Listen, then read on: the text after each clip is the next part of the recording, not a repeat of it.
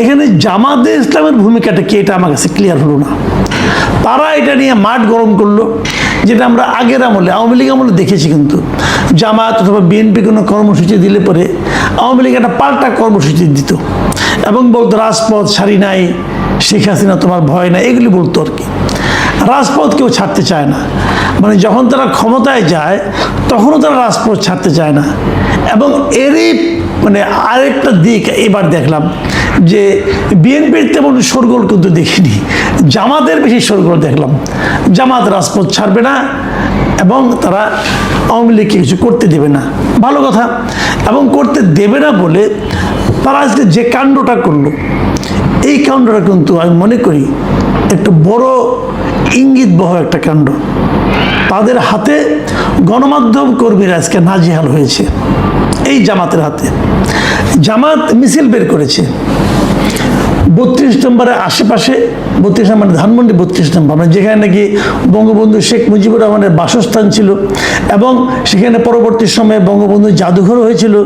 যে জাদুঘর কারো ব্যক্তি মালিকানা ছিল না, এটা একটা ট্রাস্টের মালিকানা ছিল। যে জাদুঘরকে অন্তর্বর্তীকালীন সরকারের আমলে ভেঙে গুঁড়িয়ে মাটির সঙ্গে মিশিয়ে দেওয়া হয়েছিল। যে জাদুঘরের ভাঙাকে কেন্দ্র করে একজন আসামিকেও গ্রেপ্তার করবে কীভাবে? কোনো মামলাও হয়নি বোধ হয়। মামলা হয়েছে কিনা আমার জানা নেই, হলো তো নিশ্চিত ওইখানে গ্রেপ্তার হতো। বাংলাদেশের আইন শৃঙ্খলা নিরাপত্তা ব্যবস্থা এরকমই ছিল। তো সেটার সামনে যে জামাতে ইসলামকে আজকে সমাবেশ করতে হবে, তারা ওই এলাকায় বেশ উত্তপ্ত স্লোগান সহকারে মিছিল করেছে এবং সেখানে যে সমাবেশ করেছে, এই সমাবেশের জায়গায় 10 জন সাংবাদিককে তারা নানাভাবে হেনস্থা করেছে। একজনের অবস্থা বেশ খারাপ, তিনি দৈনিক সকালের মাল্টিমিডিয়া রিপোর্টার মাহফুজুর রহমান শিশির, তাকে সে গুরুতরভাবে আহত হয়েছে। এছাড়া আরও 10 জন সাংবাদিক শিবিরের দ্বারা ভোগান্তি তবে হেনস্থার শিকার হয়েছে।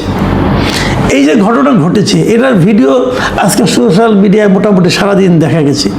কারা এই কাজগুলি করেছে তার ছবিও সে ভিডিওতে পাওয়া যায়। এর মধ্যে কিছু স্টিল ছবিও আমি দেখলাম, বিডি নিউজ 24-এর একটা স্টিল ছবি আমি আজকেই দেখলাম। ওখানে যে একদম চেহারা দেখে চেনা যাচ্ছে যে কারা ওই সাংবাদিককে কিল ঘুষি চট থাপড় মারছে, তার জামা কাপড় ছিঁড়ে ফেলেছে, মাটিতে ফেলে রাতি দিয়েছে, অনেক কিছু হয়েছে। এখন এই যে ঘটনাটা কি নিয়ে ঘটনার যতটুকু আমরা জানতে পেরেছি বিভিন্ন পত্রপত্রিকায়, ঘটনার কিছুই না।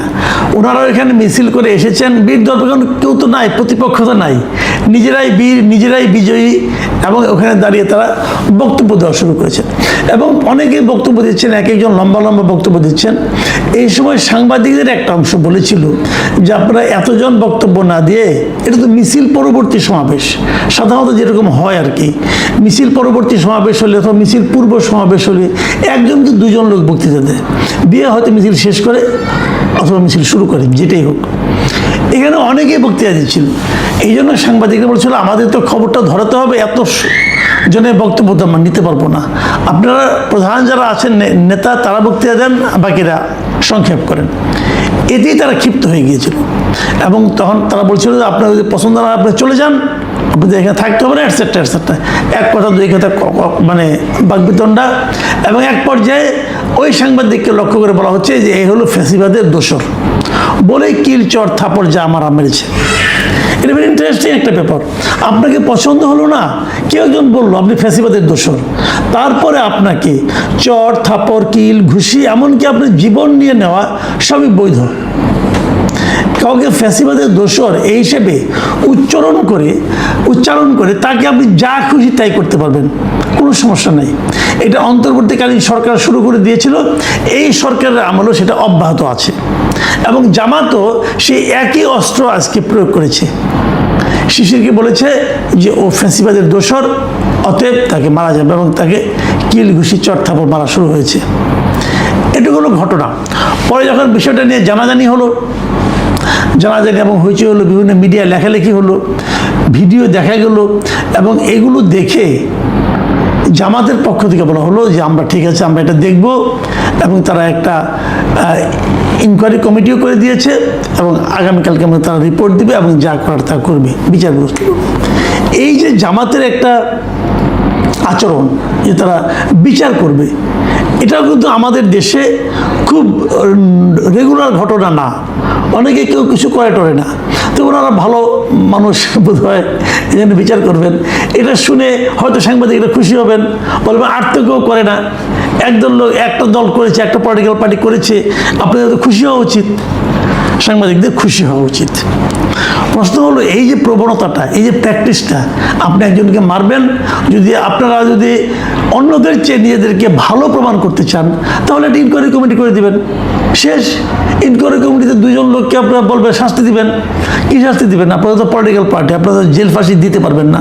বলবেন তার পদ স্থগিত করা হলো, বলবেন তাকে ওই পদ থেকে সরিয়ে দেওয়া হলো, এই তো। কিন্তু যিনি অপমানিত হলেন, যারা ফিজিক্যালি টর্চার্ড হলেন, তাদের কি তাতে রিমেডি হবে? তাদেরকে যে অসম্মানটা করা হলো, সেই অসম্মানের কি প্রতিদান এতে মিলবে? দেখুন, আমি বিষয়টা নিয়ে একটা কথা বলি। জামাতে ইসলামের অনেক নেতার সঙ্গে আমার ব্যক্তিগত পরিচয় আছে, যোগাযোগ আছে, কথাবার্তা হয়, আগেও হতো, আগেও এমনকি আওয়ামী লীগ বা আর এর আগে যখন নাকি মহাজোট সরকার ছিল, বিএনপির নেতৃত্বাধীন, যেটা আমাদের জামাতে দুজন মন্ত্রীও ছিলেন, সেই মন্ত্রীদের সঙ্গে আমার একাধিকবার দেখা হয়েছে। আমি ওনাদের বেশ ঢাউস ইন্টারভিউ করেছি, এবং আমি সবসময়ই বলতাম, আমার বন্ধুবান্ধবকে বলতাম, সহকর্মীদের বলতাম যে জামাত নেতাদের মধ্যে এক ধরনের ভদ্রতা আমি দেখতে পাই। ওনাদের মধ্যে এক ধরনের পরিমিতি বোধ আছে, ওনাদের মধ্যে সৌজন্যতা আছে। এগুলো আমি সবসময় কিন্তু বলে আসছি। তো যাদের ভিন্ন অভিজ্ঞতা আছে, আমারই কিছু বন্ধু আছে যারা চট্টগ্রাম ইউনিভার্সিটিতে পড়াশোনা করেছেন, তারা আমাকে বলেছেন যে ভাই, আপনি এই কথা বলতেই পারতেন না যদি আপনি চট্টগ্রাম ইউনিভার্সিটিতে পড়তেন, অথবা আমাদের ওই সময়ে যদি আপনি রাজশাহী ইউনিভার্সিটিতে পড়তেন তাহলে আপনি বলতে পারতেন না। কী জানি হতে পারে, আমি তো ওই দুই ইউনিভার্সিটিতে পড়িনি, কিন্তু আমি সরাসরি দেখিনি। কিন্তু যে সমস্ত নেতাদের সঙ্গে আমি মিশেছি, কথা বলেছি, আমি তাদের মধ্যে সবসময় এক ধরনের ভদ্রতা, নম্রতা, সৌজন্যতা, শিষ্টতা আমি দেখতে পেয়েছি। তাদের নৈতিক অবস্থানটা কি সেটা অন্য বিষয়, সে আলোচনা তো আমার হয়নি, বাট আমি এটুকু দেখে পেয়েছি যে পারস্পরিক আলোচনার সময় তারা এই ধরনের আচরণ করেন। কিন্তু এবার যখন এখানে দেখলাম, তখন আমি একটু অবাকই হলাম, এবং তাদের আমি যে ভিডিওগুলি দেখলাম, এই দেখলেও বোঝা যায়। এবং গত জুলাই আন্দোলনের পর যখন নাকি অন্তর্বর্তীকালীন সরকার দায়িত্ব ছিলেন, তখন যে সমস্ত আচরণ, কথাবার্তা তাদের মুখে শুনেছি, সেগুলো কিন্তু আমি ঠিক আমার অভিজ্ঞতার সঙ্গে মেলাতে পারিনি। এখনও তো বলবেন, আমি জানি কেউ কেউ তেমন বলবেন যে দলটা বড় হয়ে গিয়েছে, যখন বড় দল হয়ে যায় তখন সবার উপর নিয়ন্ত্রণ রাখা যায় না, এটাও হতে পারে। কিন্তু ওই যে বললাম, আমার কিছু ঘনিষ্ঠ বন্ধুবান্ধব আছেন যারা কি চট্টগ্রাম ইউনিভার্সিটিতে অথবা রাজশাহী ইউনিভার্সিটিতে পড়াশোনা করেছেন, তাদের বক্তব্য হলো এই যে দৃশ্যটা আপনি আজকেও দেখলেন 32 নম্বরের সামনে, আসলে এটাই জামাত। এরা যখন ভদ্র থাকেন, ভদ্র আচরণ আপনার সঙ্গে করেন, ওটা হলো সুযোগের অভাবে ভদ্র, অথবা ওটা একটা মুখোশ। তাদের প্রকৃত চেহারা হলো এটা। যখন তারা ক্ষমতাবান হন, তখন তাদের প্রকৃত চেহারাটা বেরিয়ে পড়ে। আমি জানি না এটা সত্য মিথ্যা, আমি বলতে পারবো না, যেহেতু আমার নিজস্ব অভিজ্ঞতা নাই। কিন্তু এবারে যে ঘটনাটা, এটা ঠিক আমি মেলাতে পারছি না। আবার কেউ তো বলবে যে দল বড় হয়ে গেছে, এদের সবার উপর এরকম নিয়ন্ত্রণ প্রতিষ্ঠা করা যায় না। কেউ আছে যারা নাকি দলের আদর্শ ছাড়াই, আদর্শের সঙ্গে অতটা একমত না, অথবা আদর্শকে ধারণ করতে পারে না, তারা হয়তো এরকম করেছেন। দুটোই হতে পারে। কিন্তু আমার কথা হলো, আমরা কি দেখতেছি? আমরা কিন্তু এই সরকারের আমলে, আওয়ামী লীগ সরকারের আমলে আমরা দেখেছি মিডিয়া নানাভাবে আওয়ামী লীগ সরকারের দ্বারা ক্ষতিগ্রস্ত হয়েছে, নির্যাতিত হয়েছে।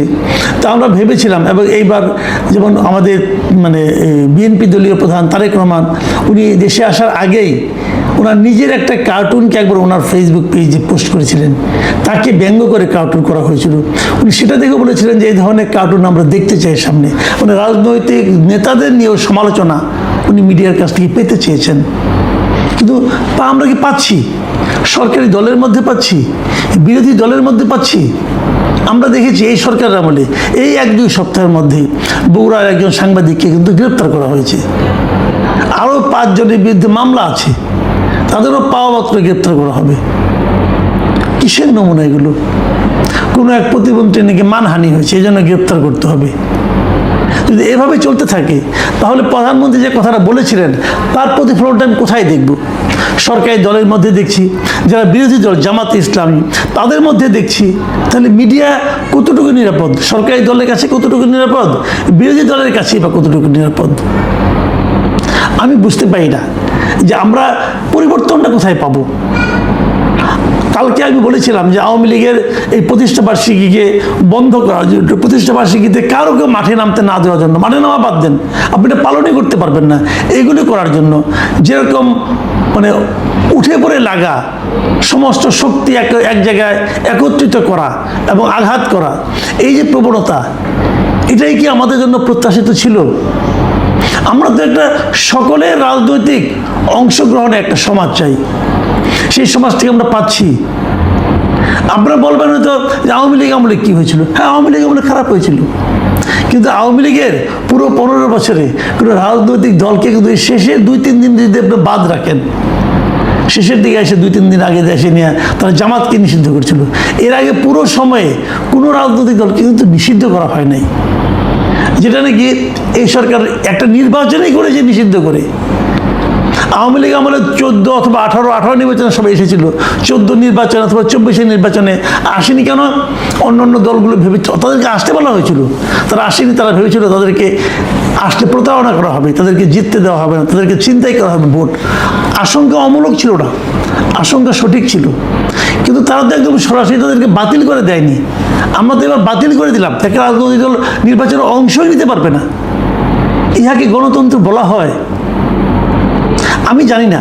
আমাদের একজন সাংবাদিক উনি বলেছেন, যদি দেশের গণতান্ত্রিক ব্যবস্থা যদি সঠিক না হয় তাহলে গণমাধ্যমেরও কোনো স্বাধীনতা থাকবে না।